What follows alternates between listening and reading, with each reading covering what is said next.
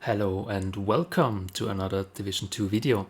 Yes, it's a really beautiful morning here in Washington DC, right in front of the White House.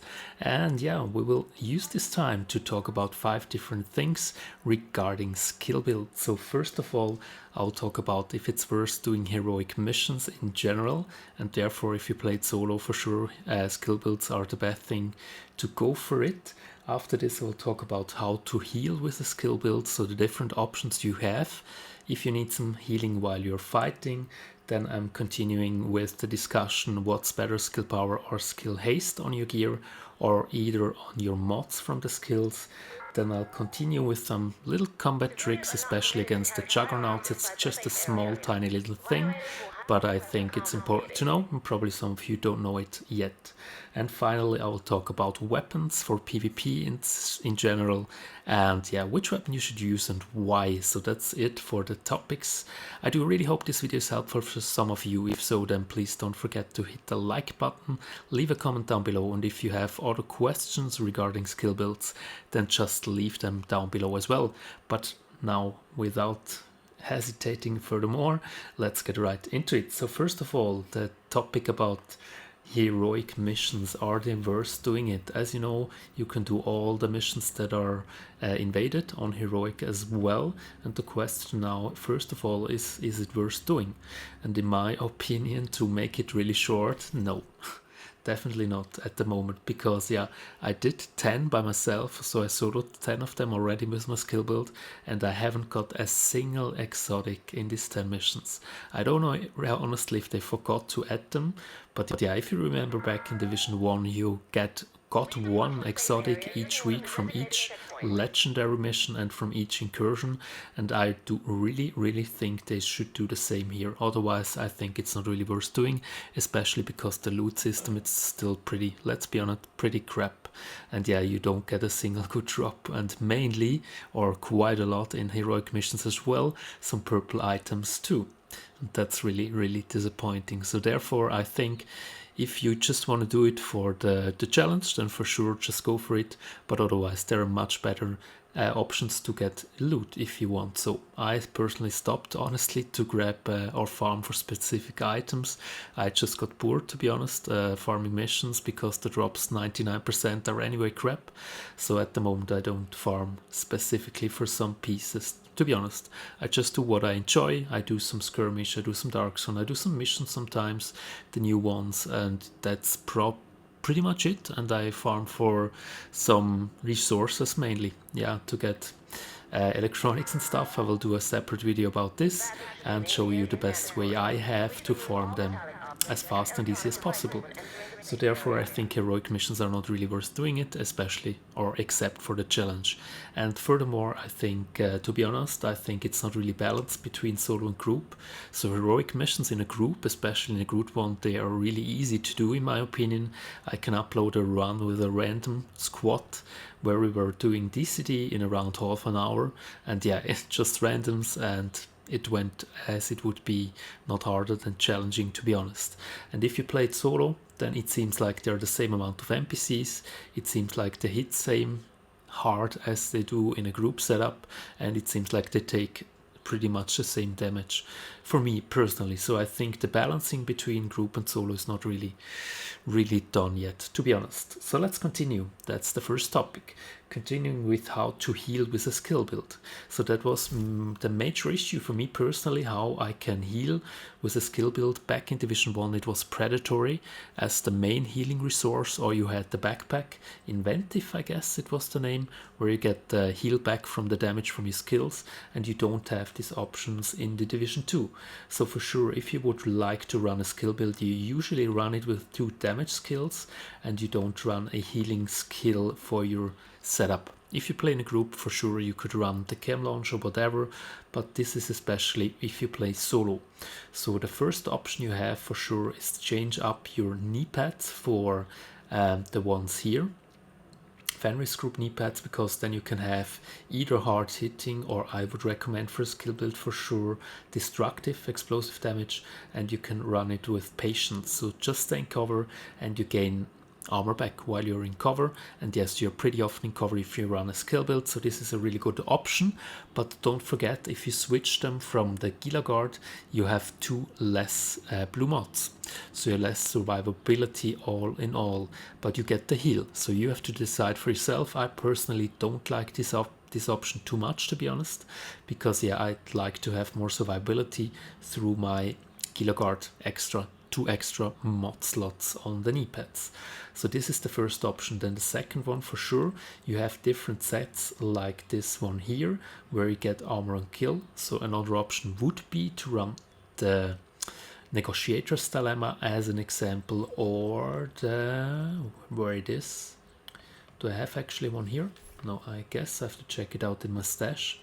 So the second option is another gear set you can run as well, where you get armor on kill 2. Where is it? Where is it? Where is it? Or do I don't have one here? I do. So here you get 15% armor on kill if you run 2-piece Badger Tough. So this would be an option as well. But don't forget, if you run Badger Tough, they don't have a talent on it, so you can't have destructive. So you have to regret some damage from your skills, and that's why I don't like this option as well. Not that much, but it's an option as well. And the last one actually I prefer is the gun talent. I talked already about the guns and the gun talent in my previous build video. Just check it out if you haven't seen it yet. So for me personally, the best gun is the SMG, for the main reason you can add 10% damage to leads magazine in it, and yes, damage to leads increase the damage from your skills as well, especially flame turret and seeker mines, and so you can get just from the weapon itself 23% additional damage to elites, which is really, or comes really in handy, to be honest. So this is a really good option, and there is a talent for every weapon type, like you see here. Preservation, so means killing an enemy repairs 10% armor over 5 seconds, and headshot kills improve the repair. So this actually requires 7 or more blue stats, and yes, I do have it on my preferred skill build, and it works pretty well, I have to say. It's not the highest amount to heal, but yeah, you get a little heal back, so you don't have to use an armor kit. You just stay in cover, kill some NPCs, and it counts as well if you kill them with your skills. So this is really an awesome talent in my opinion. It's kinda like the same, not as strong as Predatory, but it's kinda like the same as Predatory out of Division 1. So this is, in my opinion, the best option you have to heal yourself while you use a skill build, and otherwise for sure the option, the armor kits. And if you run the armor kits or you use more of them, then you could run the backpack talent as well, the one here. It's efficient, I guess, yeah, where you have the chance not to consume your armor kit, would be working as well. Or the chest piece, if you have good Fenris as an example, then you could run, or Unbreakable if you have enough blue stats, but I guess you don't reach 11 blue stats if you run a real skill build. So this is the options you have to heal. The best one, in my opinion, as I said before, is the weapon talent, which you can get on every weapon type. So let's continue with the third topic. What is better, to focus on skill power or skill haste? I actually tried out quite a lot of things and a lot of runs with these different options.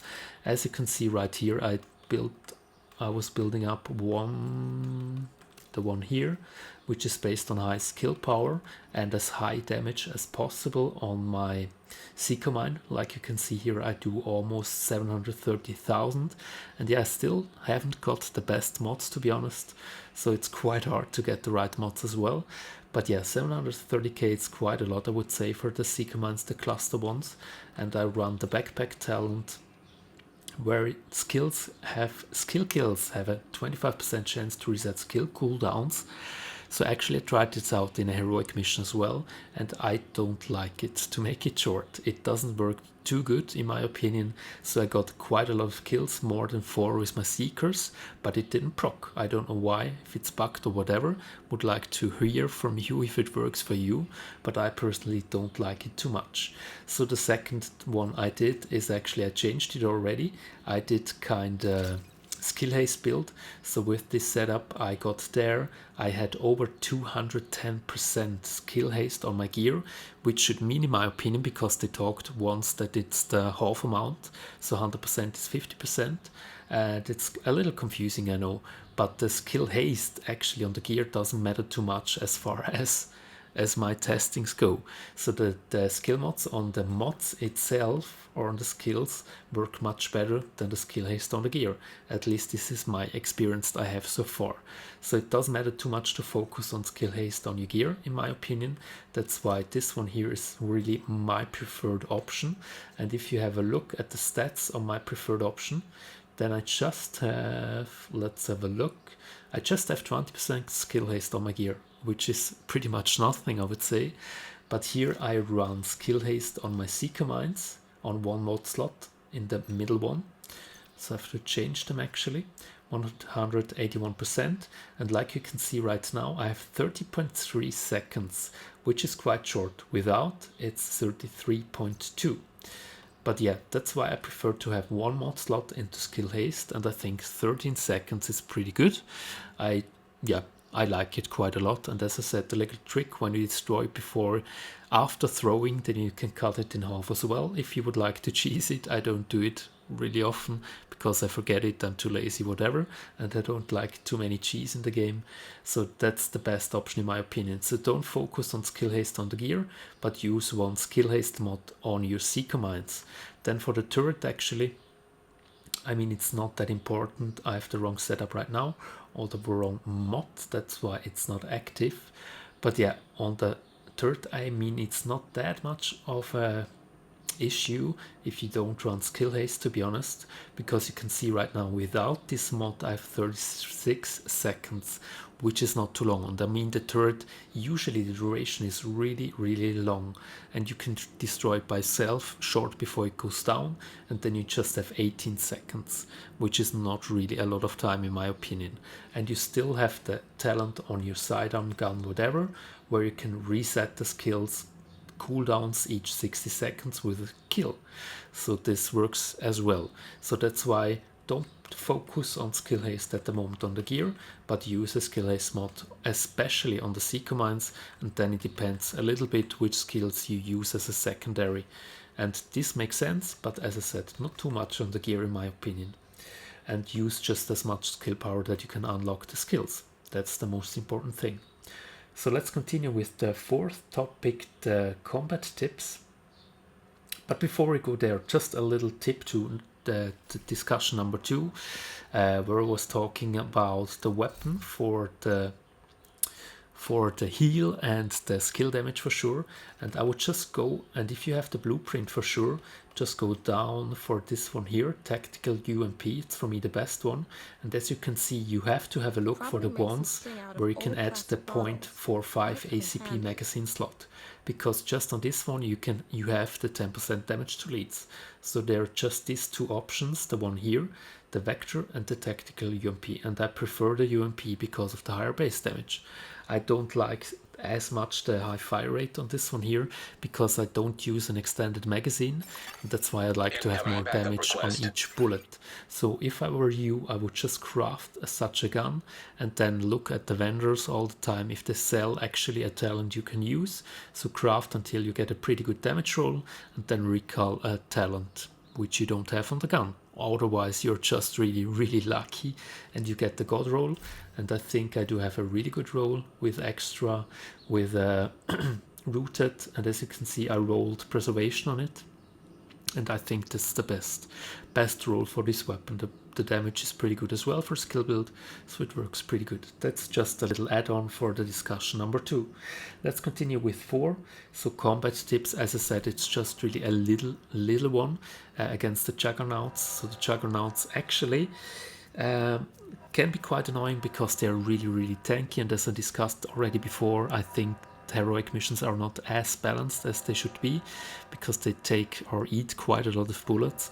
And yeah, most important thing, if you fight the juggernauts, then really shoot the weak point at the side or backpack, the red square you see there, because if you don't destroy it, they just continue to heal, and depending on the skills they can just heal themselves up before you can skill them actually.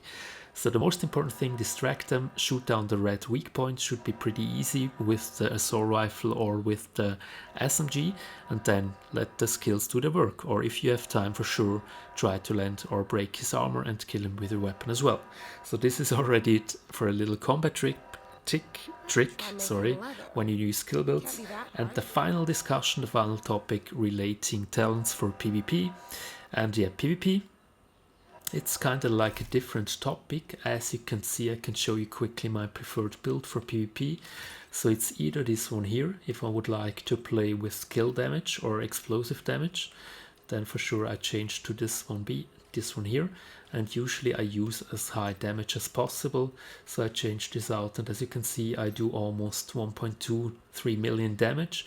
And yeah, I guess the modifier for PvP seems like 0.25, something like this, so means around a fourth of the damage is going to the player, which means on this setup here should be around 330, 50, tell me, around 350k roundabout. So 3 to 350 could be 0.2, 0.25 the modifier for PvP. But yeah, it's not as much as here. So in my opinion, the balance did not too bad, to be honest. I expected more one-shot seekers as they released a new update. But yeah, they surprised me positive with this update, to be honest. So this is it for the skill, and this is my preferred setup. And as guns, as you can see, I use the Eagle Barrel. Yeah, it just has a pretty high, damn high base damage without having anything into firearms except one mod, as you can see here. And it's pretty good. And actually the thing why it's important to use an assault rifle, that's the most important part here, because actually damage to health is the skill damage is increased by damage to health as well. So as soon as you deplete the armor from the enemies, the players, then you get increased damage if you use an assault rifle, because it triggers increased damage, especially to the assault drone. And yeah, this is a really annoying bastard, to be honest, in PvP. And as you can see, almost 20k, and my mods are not the best ones. They're not too bad, to be honest, but not too good as well. Especially the last one, as you can see, it's just 177 and could be at least 190 to 200 as well. So I missed around 20% extra damage on the last mod here, unfortunately. Probably I will get it soon, well, let's see. But yeah, that's the most important thing for sure. And one I like is the one here, recharged, because usually I release the drone before I enter the fight, so I can benefit from the last talent here. While equipped skills deployed at full armor have 25% duration charges and ammo, and works pretty well for PvP. Yeah, if you would like to see this build more in detail, then just let me know. And if you have other questions, for sure as well. As you can see, this is my second preferred build for PvP. It's not based around explosive damage, it's more based around being annoying and playing mainly in a group, because yeah, usually I use the Banshee Pulse with this setup and the assault drone, because with the gloves, the Banshee Pulse, you can proc the gloves talent as well, and then you do some pretty damn good damage with your assault drone. So this is my second preferred setup, as you can see in short, with 14 yellow stats to increase the damage. One thing I could improve this build is the chest piece actually, but I haven't got a good ongoing chest piece with explosive damage or whatsoever. I haven't got a single one, so that's the main reason why I don't use ongoing on the setup right here. So this is it then for the video. I do really hope there were some useful tips for you as well. Thanks a lot for your time being and watching. Thanks a lot for your likes, your comments down below. Have a great day, have a great night. Thanks a lot for watching. Take care. See you in the next one. Bye bye.